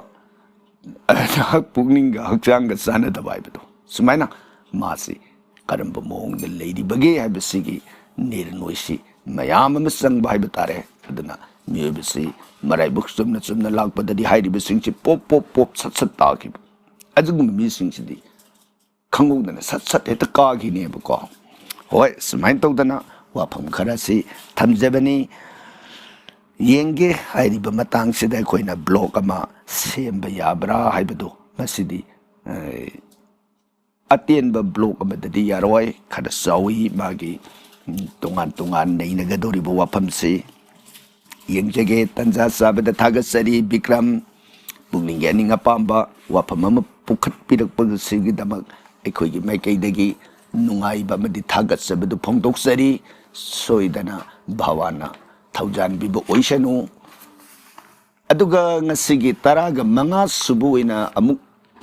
ꯄꯨꯈꯠꯄꯤꯔꯛꯏꯕꯁꯤꯅ ꯍꯦꯃꯣꯂꯇꯥ ꯍꯩꯁꯅꯥꯝ꯫ ꯑꯩꯒ꯭ꯌꯥ ꯈꯨꯔꯨꯝꯖꯔꯤ ꯍꯦꯃꯣꯂꯇꯥ, ꯈꯨꯔꯨꯝꯕꯤꯔꯛꯄ ꯑꯩꯈꯣꯏꯒꯤ ꯃꯥꯏꯀꯩꯗꯒꯤ ꯇꯔꯥꯝꯅ ꯑꯣꯛꯆꯔꯤ꯫ ꯁ꯭ꯔꯤ ꯚꯥꯋꯥꯅ ꯍꯦꯃꯣꯂꯇꯥꯕꯨ ꯊꯧꯖꯥꯟꯕꯤꯕ ꯑꯣꯏꯔꯁꯅꯨ ꯍꯥꯏꯗꯅ ꯚꯥꯋꯥꯟꯒꯤ ꯆꯔꯣꯟꯗ ꯊꯧꯅꯤꯖꯔꯤ, ꯊꯥꯒꯠꯆꯔꯤ꯫ ꯑꯗꯨꯒ ꯉꯁꯤꯒꯤ ꯃꯊꯪꯗ ꯑꯃꯨꯛ ꯂꯧꯈꯠꯆꯔꯤꯕ ꯋꯥꯍꯪ ꯑꯁꯤꯅ ꯊꯝꯕꯥꯟ ꯇꯣꯝꯕꯤ ꯂꯥꯏꯁ꯭ꯔꯝ꯫ ꯊꯝꯕꯥꯟ ꯇꯣꯝꯕꯤ ꯑꯩꯈꯣꯏꯒꯤ ꯅꯨꯡꯁꯤꯔꯕ ꯚ꯭ꯌꯨꯋꯔꯅꯤ, ꯇꯥꯛꯄꯤꯌꯨ ꯀꯔꯤ ꯀꯔꯝꯕ ꯋꯥꯐꯝ? ꯁꯅꯥ ꯈꯣꯡꯅꯥꯡ ꯁꯨꯃꯥꯡꯗ ꯒꯝꯂꯥꯗ ꯊꯥꯖꯔꯤ, ꯅꯤꯇꯤꯒꯤ ꯈꯨꯔꯨꯝꯖꯩ, ꯍꯥꯟꯅ ꯈꯪꯖꯍꯧꯗ꯭ꯔꯕꯅꯤꯅ ꯃꯁꯤ ꯀꯝꯗꯧꯅꯤ? ꯈꯨꯔꯨꯝꯖꯔꯤ, ꯋꯥꯔꯤ ꯌꯥꯝ ꯅꯨꯡꯉꯥꯏꯖꯩ ꯑꯩꯒ꯭ꯌꯥ꯫ ꯊꯝꯕꯥꯟ ꯇꯣꯝꯕꯤ ꯂꯥꯏꯁ꯭ꯔꯝ, ꯁꯅꯥ ꯈꯣꯡꯅꯥꯡ ꯁꯨꯃꯥꯡꯗ ꯒꯝꯂꯥꯗ ꯊꯥꯕꯤꯔꯨꯕꯒꯤ ꯋꯥꯐꯝꯗꯨ ꯃꯊꯛꯀꯤ ꯄꯣꯁ ꯀꯃꯦꯟ ꯑꯃꯗ ꯊꯝꯖꯈ꯭ꯔꯦ꯫ ꯃꯗꯨ ꯇꯥꯕꯤꯔꯒꯗꯤ ꯊꯝꯕꯥꯟ ꯇꯣꯝꯕꯤꯒꯤ ꯋꯥꯍꯪ ꯑꯁꯤ ꯑꯗꯨꯝ ꯄꯥꯎꯈꯨꯝ ꯃꯥꯟꯅꯔꯕꯅꯤꯅ ꯄꯥꯎꯈꯨꯝ ꯄꯤꯖꯔꯦ ꯍꯥꯏꯅ ꯂꯧꯕꯤꯔꯁꯤ꯫ ꯑꯗꯨꯒ ꯈꯨꯔꯨꯝꯕꯤꯔꯛꯄꯒꯤꯗꯃꯛ ꯑꯩꯈꯣꯏꯒꯤ ꯃꯥꯏꯀꯩꯗꯒꯤꯁꯨ ꯇꯔꯥꯝꯅ ꯈꯨꯔꯨꯝꯕ ꯑꯣꯛꯆꯔꯤ, ꯑꯩꯈꯣꯏꯅꯁꯨ ꯈꯨꯔꯨꯝꯖꯔꯤ꯫ ꯑꯗꯨꯒ ꯋꯥꯔꯤ ꯌꯥꯝ ꯅꯨꯡꯉꯥꯏ ꯍꯥꯏꯅ ꯇꯥꯛꯄꯤꯔꯛꯄꯁꯤꯒꯤꯗꯃꯛ ꯊꯥꯒꯠꯆꯔꯤ꯫ ꯃꯊꯪ ꯑꯩꯈꯣꯏꯅ ꯊꯥꯒꯠꯆꯔꯛꯄ ꯋꯥꯔꯤꯁꯤꯡꯗ ꯇꯁꯦꯡꯅ ꯅꯨꯡꯁꯤꯅ ꯄꯥꯝꯅ ꯇꯥꯕꯤꯅꯅꯕꯁꯨ ꯅꯣꯜꯂꯨꯛꯆꯔꯤ, ꯊꯥꯒꯠꯆꯔꯤ ꯊꯝꯕꯥꯟ ꯇꯣꯝꯕꯤ꯫ ꯃꯊꯪꯗ ꯉꯁꯤꯒꯤ 19 ꯁꯨꯕ ꯑꯣꯏꯅ ꯑꯃꯨꯛ ꯂꯧꯈꯠꯆꯔꯤꯕ ꯋꯥꯍꯪ ꯑꯁꯤꯅ ꯁꯟꯙ꯭ꯌꯥꯔꯥꯅꯤ ꯁꯒꯣꯜꯁꯦꯝ꯫ ꯍꯔꯦ ꯀ꯭ꯔꯤꯁꯅ ꯑꯣꯖꯥꯕꯨ ꯈꯨꯔꯨꯝꯖꯔꯤ, ꯍꯔꯦ ꯀ꯭ꯔꯤꯁꯅ ꯑꯩꯈꯣꯏꯒꯤ ꯃꯥꯏꯀꯩꯗꯒꯤꯁꯨ ꯁꯟꯙ꯭ꯌꯥꯔꯥꯅꯤ ꯁꯒꯣꯜꯁꯦꯝꯕꯨ ꯇꯔꯥꯝꯅ ꯑꯣꯛꯆꯔꯤ꯫ ꯇꯥꯛꯄꯤꯌꯨ ꯀꯔꯤ ꯀꯔꯝꯕ ꯋꯥꯐꯝ? ꯋꯥꯍꯪ ꯑꯃꯈꯛ ꯍꯪꯖꯔꯤ, ꯇꯥꯛꯄꯤꯌꯨ ꯀꯔꯤ ꯀꯔꯝꯕ ꯋꯥꯐꯝ? ꯃꯗꯨꯗꯤ ꯖꯣꯃꯔꯥꯖ ꯈꯨꯔꯨꯝꯖꯕꯁꯤ ꯃꯦꯔꯥꯒꯤ 19ꯅꯤ ꯄꯥꯟꯕ ꯅꯨꯃꯤꯠꯇ ꯈꯨꯔꯨꯝꯕ ꯅꯠꯇꯅ ꯅꯤꯇꯤꯒꯤ ꯈꯨꯔꯨꯝꯕ ꯌꯥꯕ꯭ꯔꯥ? ꯅꯤꯇꯤꯒꯤ ꯈꯨꯔꯨꯝꯕꯒꯤ ꯅꯤꯌꯣꯝꯁꯨ ꯌꯥꯔꯒꯗꯤ ꯇꯥꯛꯄꯤꯔꯛꯎ꯫ ꯅꯨꯡꯉꯥꯏꯖꯩ ꯁꯟꯙ꯭ꯌꯥꯔꯥꯅꯤ ꯁꯒꯣꯜꯁꯦꯝ, ꯖꯃꯔꯥꯖ ꯈꯨꯔꯨꯝꯕ, ꯃꯦꯔꯥꯏ 19ꯅꯤ ꯄꯥꯟꯕ ꯈꯨꯔꯨꯝꯕ ꯌꯥꯏ꯫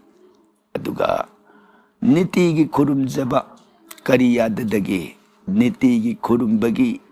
ꯈ꯭ꯋꯥꯏꯗꯒꯤ ꯁꯝꯕ ꯑꯃꯇꯪ ꯍꯥꯏꯖꯒꯦ, ꯃꯁꯤꯗ ꯑꯗꯨꯝ ꯈꯨꯔꯨꯝꯕꯤꯌꯨ꯫ ꯖꯃꯔꯥꯖꯗꯤ ꯑꯩꯈꯣꯏꯅ ꯅꯣꯡꯃꯒꯤ ꯁꯩꯖꯥꯗꯒꯤ ꯐꯃꯨꯡꯗꯒꯤ ꯇꯨꯝꯕ ꯍꯧꯒꯠꯂꯝꯗꯥꯏ ꯈꯣꯡ ꯂꯩꯕꯥꯛ ꯇꯥꯗ꯭ꯔꯤꯉꯩꯗ ꯁꯥꯕꯤꯇ꯭ꯔꯤ, ꯁꯩꯇꯕꯥꯟ, ꯖꯣꯃꯔꯥꯖ ꯅꯈꯣꯏ ꯑꯍꯨꯝꯒꯤ ꯆꯣꯔꯣꯟꯗ ꯅꯅꯥꯏꯅ ꯈꯨꯔꯨꯝꯖꯔꯤ ꯍꯥꯏꯗꯅ 3 ꯁꯣꯜꯂꯒ ꯍꯧꯒꯠꯄꯤꯔꯛꯄ꯫ ꯁꯥꯕꯤꯇ꯭ꯔꯤ, ꯁꯩꯇꯕꯥꯟ, ꯖꯣꯝ, ꯁꯥꯕꯤꯇ꯭ꯔꯤ, ꯁꯩꯇꯕꯥꯟ, ꯖꯣꯝ, ꯁꯥꯕꯤꯇ꯭ꯔꯤ, ꯁꯩꯇꯕꯥꯟ, ꯖꯣꯝ, ꯑꯍꯨꯝꯒꯤ ꯆꯣꯔꯣꯟꯗ ꯅꯅꯥꯏꯅ ꯈꯨꯔꯨꯝꯖꯔꯤ ꯍꯥꯏꯗꯅ ꯈꯨꯔꯨꯝꯃꯔꯒ ꯍꯧꯒꯠꯆꯔꯛꯄ꯫ ꯍꯥꯏꯔꯤꯕꯁꯤ ꯅꯤꯇꯤꯒꯤ ꯈꯨꯔꯨꯝꯖꯕ ꯌꯥꯔꯕ ꯅꯤꯌꯣꯝ ꯑꯃꯅꯤ꯫ ꯑꯁꯨꯝ ꯑꯣꯏꯗꯅ ꯅꯤꯇꯤꯒꯤ ꯈꯨꯔꯨꯝꯖꯔꯤꯕ ꯃꯍꯥꯛ ꯑꯗꯣ ꯖꯣꯃꯔꯥꯖ ꯃꯁꯥꯃꯛꯅ ꯍꯥꯏꯕꯤꯔꯝꯃꯦ꯫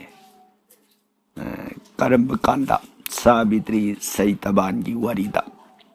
ꯁꯥꯕꯤꯇ꯭ꯔꯤꯅ ꯖꯣꯃꯔꯥꯖꯕꯨ ꯃꯥꯏꯊꯤꯕ ꯄꯤꯔꯒ ꯃꯕꯨꯡꯉꯣ ꯁꯩꯇꯕꯥꯟꯒꯤ ꯊꯋꯥꯏꯗꯨ ꯂꯧꯔꯕ ꯃꯇꯨꯡꯗ ꯖꯣꯃꯔꯥꯖꯅ ꯕꯦꯃꯥ ꯁꯥꯕꯤꯇ꯭ꯔꯤ, ꯏꯪ ꯇꯞꯄꯤ, ꯒꯨꯟ ꯂꯩꯕꯤ, ꯂꯝꯆꯠ ꯐꯖꯕꯤ, ꯅꯪꯒꯤ ꯅꯃꯥꯡꯗ ꯉꯁꯤ ꯑꯩ ꯉꯝꯅ ꯃꯥꯏꯊꯤꯔꯦ, ꯃꯃꯥꯡꯗ ꯑꯣꯏꯈꯤꯗ꯭ꯔꯤꯕ ꯃꯇꯨꯡꯗ ꯂꯥꯛꯑꯔꯣꯏꯗꯧꯕ ꯅꯪꯅ ꯉꯁꯤ ꯉꯝꯅ ꯑꯩꯕꯨ ꯏꯀꯥꯏꯕ ꯄꯤꯔꯦ꯫ ꯁꯦ ꯅꯪꯒꯨꯝꯕꯤ ꯒꯨꯟ ꯂꯩꯕꯤ ꯑꯃꯅ ꯉꯁꯤ ꯑꯩꯕꯨ ꯃꯥꯏꯊꯤꯕ ꯄꯤꯈꯤꯕ ꯀꯥꯂꯦꯟ ꯊꯥꯒꯤ ꯁꯤꯊꯔꯛꯄ 19ꯅꯤ ꯄꯥꯟꯕꯁꯦ ꯁꯥꯕꯤꯇ꯭ꯔꯤ ꯆꯇꯨꯔꯗꯁꯤ Sabitri kunmapani panba haina khangna horsun numisida Sabitri gi damak ngamjaba barta katsaba natragana Sabitri gi punsi gi wari tajaba natragana madu punamak ado ngamdre na haragana niti gi mana tumba hogat lamdai saijadagi anganba ayukta lamchat pajabi Sabitri nangi ming Tainar pada nabungo sa itaban giming aroy bada jom ay giming ahumlak solaga hugat liba magi punsi dun ek lady ba makay o kal matamsa dana pakra lukra tabagi akiba hay bado layta buwada sanong aduga magi punsi na hayeng aroy ba matam na laabata jom ay ginakta lakta buway sanong sayang Parmeswar Sri Vishnu gi Vaikunta Dhamda satpa oida sanu haidana jom masamang na pibiramba borni adana jom gi puja se niti gi oina khurumbige haragadi thamjari ba nam se sonbiro khwaidagi hena pharaba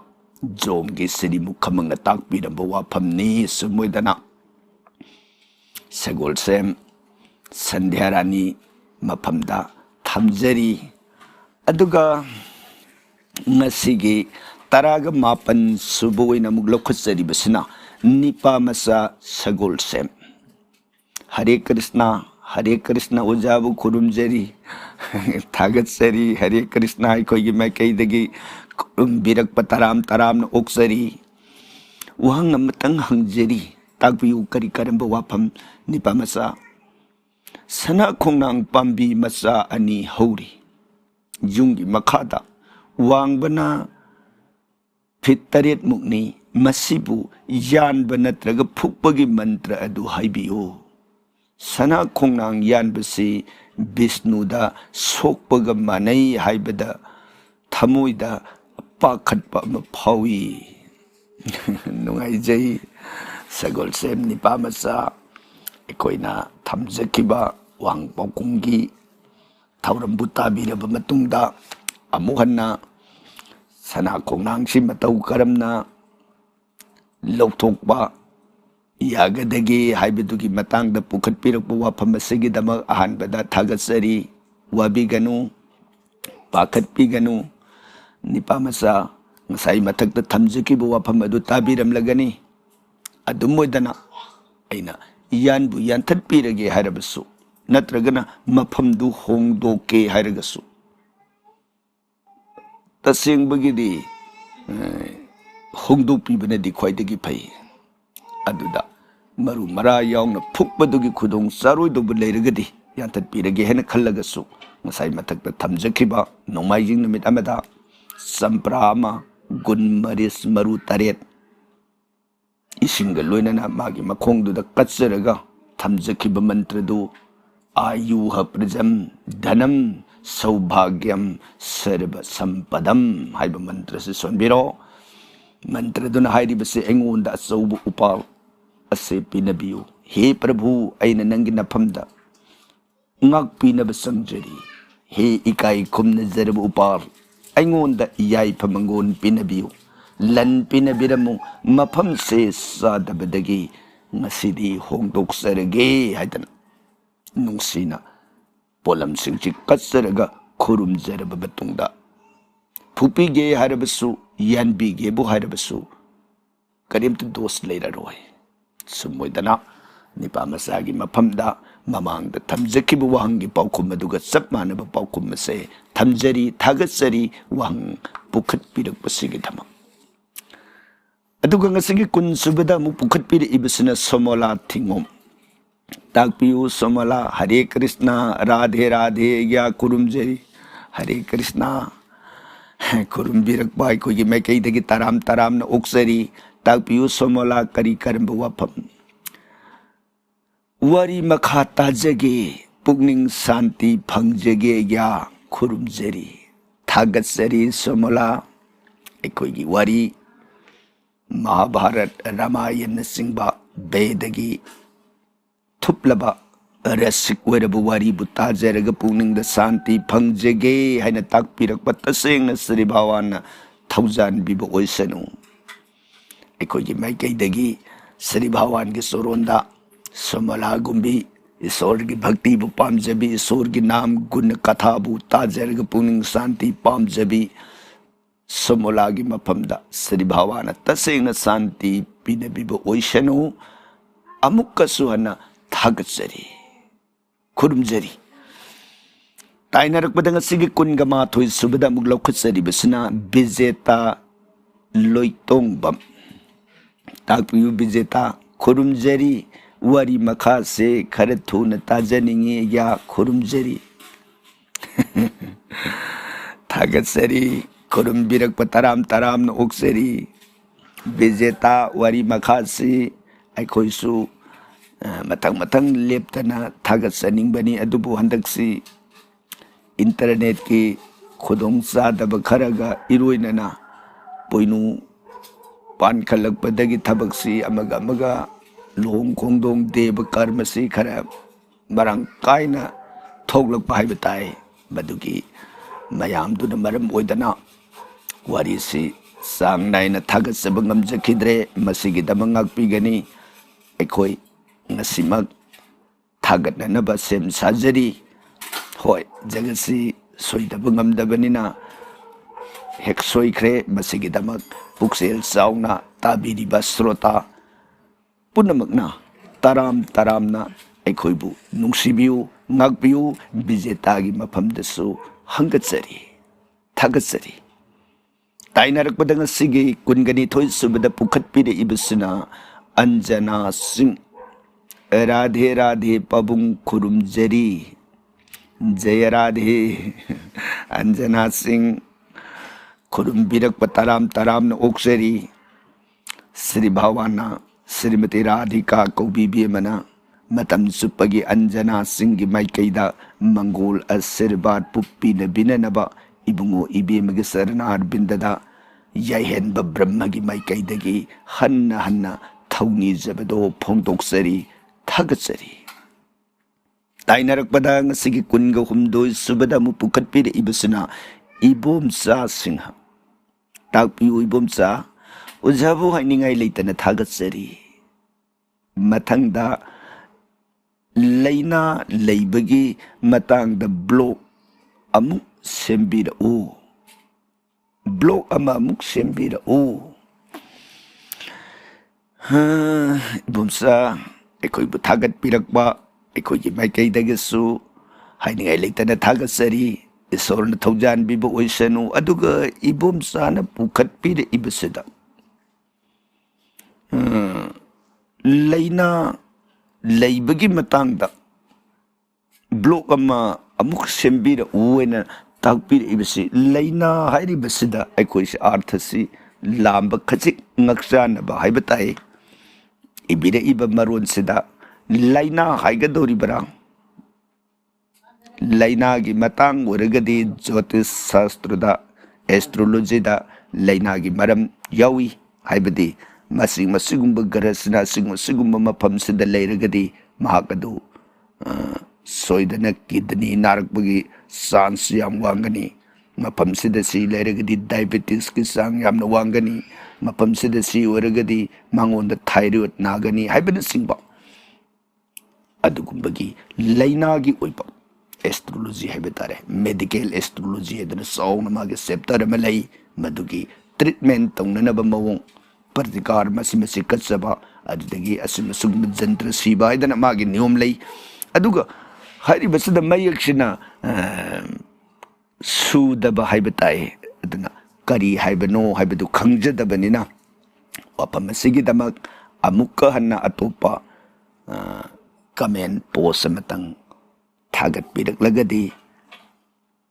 थोइदोंना नुंगाइजगनी हाइना इबोमचा सिंगगी मफमदा हंगचरी थागचरी वहंग मतंग पुखत पिरकपसिगिदम अदुगा ngasiगी अरोइबु ओइना लखचरीबसिना कांगबम रोमियो क्वाकैथेल ओजा वारिसी आई लुम्मगा दुम ताजबनी रोमियो याम नुंगाई कोई वारी लुम्मगा ताय बिसे ताबदा थागसरी वहंसु हंगदब कुइरे hangबदी hangjakibani pakhumdi pibirakti wari sisu sang naina thagat piraktre ojagi asinbadi leibiramgani yaragadi khara sang naina thagat pirao tajaningduna hangatsabani thagatsari Kangabam Romeo kwa kaitel da leibiri bana aikoigi nungsiraba viewer ni hoi aikoigi wari tabiraba matungda wari si yam sang naina tabiraga lummaga dum tajabani haiba wahi sida koi nokningba paurure adubu aikoigi wari si nungsibibadagi aikoina sang naina thagatpa ngamdabasida थागलकप्रा हैदना तोइना यिंगबीबगी वाखलोल अदुनी हैबा खंगजबदा थोइदोकना अखोइगी माइकैदगी रोमियोबु थागतजबा फोंदोकजरी अदुगा वहंग पुखतपीख्रगा पाउखुम पिबिरक्ते हैबसिगी दमक्ते होय मयाम मरक अदुदा कनागी वहंग कमदौबा हैबदुदा हेक सिद्धखिबा यौरबसु याय Masigidama waru bidanaba Romeo gi mafamda